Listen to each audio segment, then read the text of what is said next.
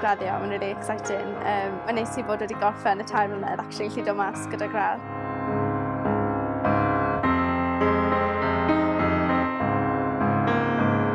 Gwneud gradd a bod yn fam ddim y peth haws ar y byd, ond yn deimlad o gyflawni rhywbeth mawr.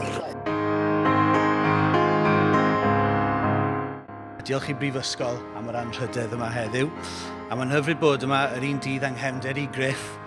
Oedd ein taid ni yn lywydd undeb y myfyrwyr yma ym Mangor.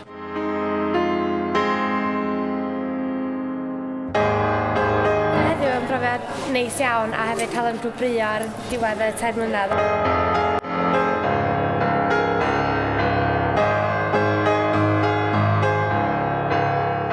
Oedd yn diwrnod briliant, cael bod yma efo ffrindiau a pob i gystadlu yn trela a mae'n teimlad prowd iawn o mynd ar y llwyfan cos bod fi wedi bod yn gweithio at hwnna trwy gydol ysgol ddim tol yn briliant.